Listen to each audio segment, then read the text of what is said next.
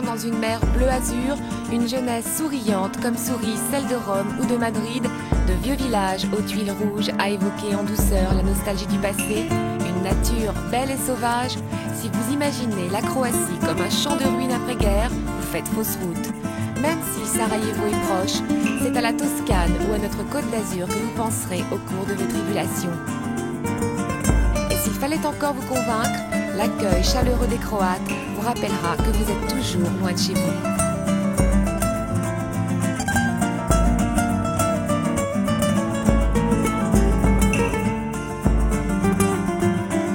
À peine 2 heures, c'est le temps qu'il vous faudra de Paris pour rejoindre la Croatie par avion.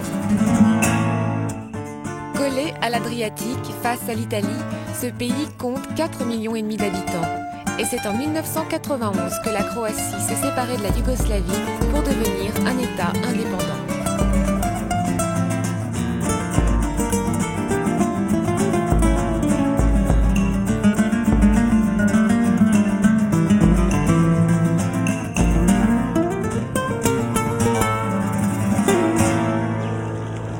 Bonjour et bienvenue en Croatie pour un nouvel épisode de Grand Tourisme. Souvenez-vous, c'était en juillet pendant la Coupe du Monde 98 et cette place où je me trouve actuellement était noire de monde. Les Croates ont perdu contre la France, mais pour une première participation, c'est déjà une belle victoire. Maintenant, venez avec moi pour découvrir que le ballon rond n'est pas la seule richesse de la Croatie.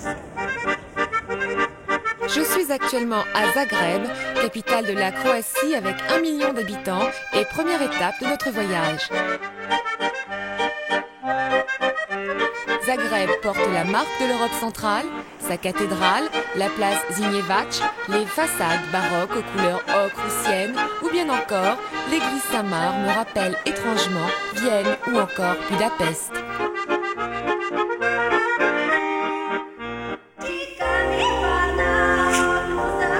Le saviez-vous? La cravate est née en Croatie. C'est simple, en croate, cravate se dit cravata.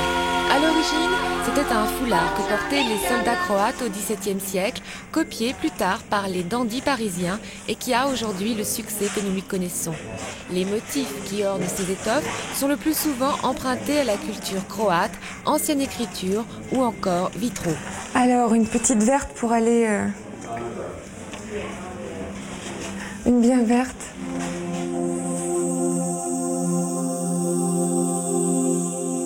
Cap au nord-ouest pour rejoindre l'Istrie. Avec la Dalmatie située au sud, cette région met la Croatie à l'heure méditerranéenne.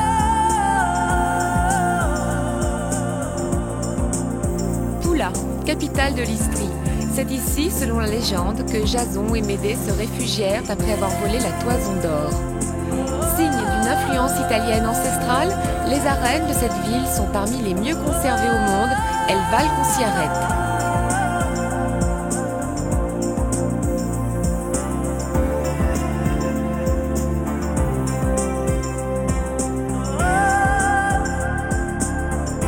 Petite visite sous un soleil de plomb avec Vesna Jovicic, une guide très pittoresque.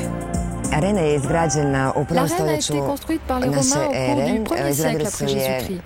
C'était sous le règne de l'empereur Vespasien. S'agissant de la structure, il n'y a eu aucune modification. Le mur extérieur est complètement original. En revanche, dans l'arène, les gradins sur lesquels vous êtes assise ont été complètement rebâtis. C'est vrai qu'au fil des siècles, l'intérieur de l'arène avait été très endommagé. Et à quoi servaient-elles ces arènes? Les arènes servaient en fait à offrir du spectacle au peuple. Des combats de gladiateurs s'y déroulaient. Il y en avait 3 sortes de ce type de combat. Des gladiateurs entre eux, des gladiateurs contre des animaux sauvages. Et en dehors des arènes, la mer étant très proche, on pouvait assister à des combats navals aussi.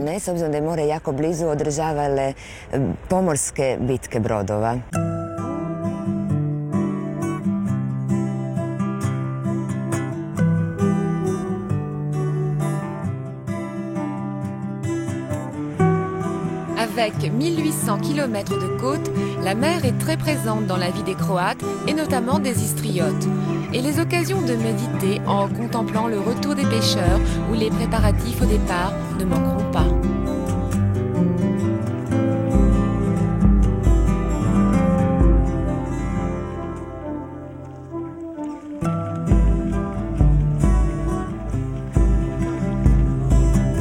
Et puis, il y a les îles, près de 1200 sur tout le long de la côte, dont seulement une soixantaine sont habitées. Des îles que vous rejoindrez le plus souvent par un bac ou un ferry pour une somme modique.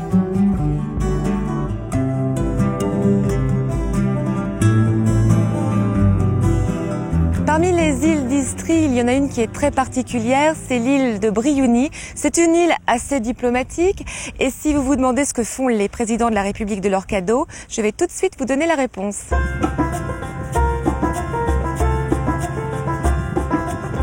Tito, l'ancien président de la Yougoslavie, aimait Briouny.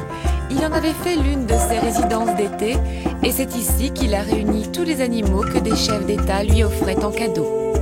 Je vais peut-être pas m'approcher trop quand même, hein, parce que il a l'air de me regarder curieusement. Non, je sais pas s'il est si gentil que ça. Par exemple, ce chameau présent du colonel Kadhafi.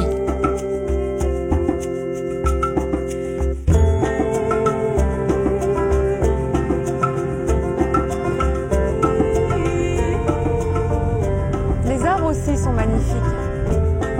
Ou encore, ces éléphants offerts par Indira Gandhi. Pourquoi il ne mange pas mon pain moisi ?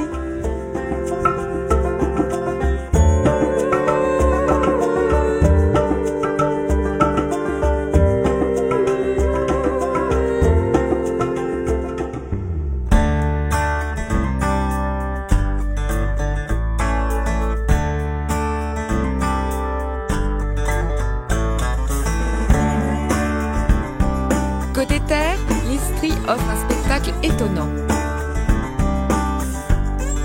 Un paysage de collines, le plus souvent surmonté par des villages où le temps, un jour, semble s'être arrêté.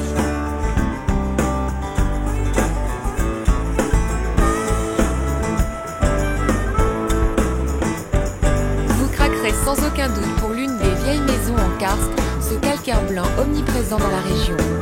Et peut-être vous arrêterez-vous à Pasine, dont le charme a inspiré Jules Verne. C'est dans le château de cette petite cité que Matthias Sandorf, héros du roman du même nom, fut emprisonné et d'où il s'échappa.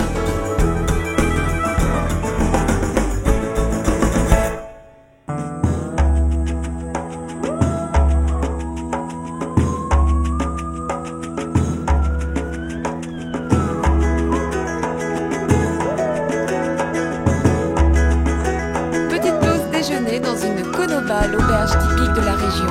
Au menu, poisson, dégustation de jambon fumé, pepperoni, pasta, minestrone, fromage de brebis. Il faut dire que l'Italie n'est qu'à 1 heure de route et si vous parlez italien, vous n'aurez aucun mal à passer votre commande.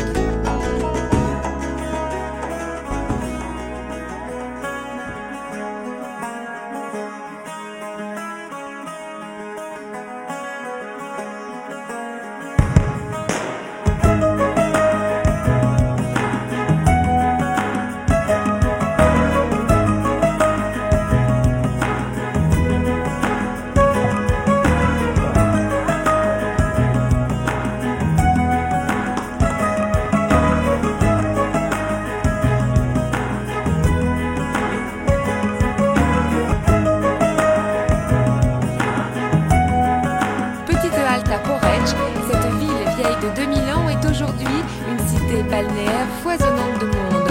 Vous y dépenserez vos kunas, la monnaie locale, dont le cours est équivalent à celui du franc. À titre indicatif, votre petit café vous coûtera 3 kunas. Mais le plus important dans la ville, c'est la basilique Euphrasiane, un chef-d'œuvre que l'UNESCO vient d'inscrire au patrimoine de l'humanité. C'est un monument de l'époque byzantine, construit au VIe siècle après Jésus-Christ. Il ne faut surtout pas manquer les mosaïques que vous trouverez sur le côté gauche de la basilique, à l'emplacement d'une ancienne maison privée romaine, ainsi qu'à l'intérieur de l'édifice. Là, c'est une autre mosaïque, la basilique. Du VIe siècle. Six. Kapiteli, 18 kapiteli, svaki kapitel je drugčiji.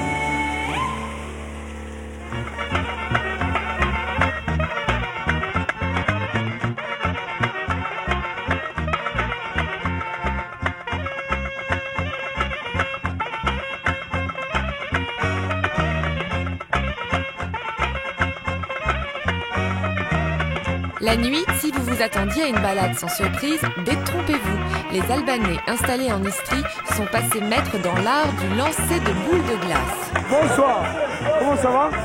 Est-ce que vous parlez encore français? Un petit peu, oui. Ça va.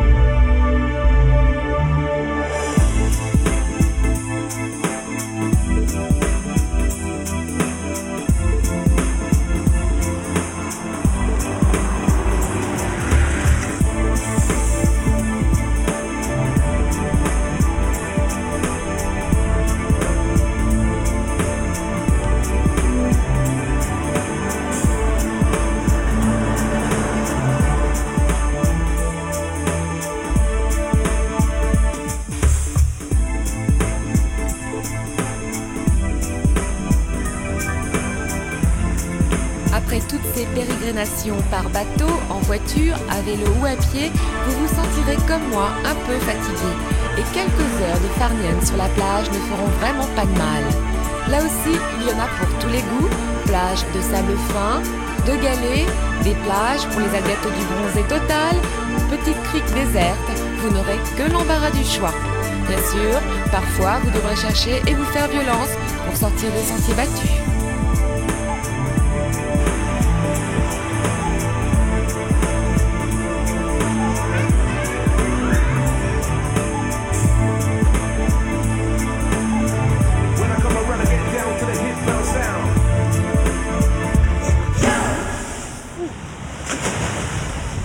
Voilà, Grand Tourisme en Croatie, c'est fini.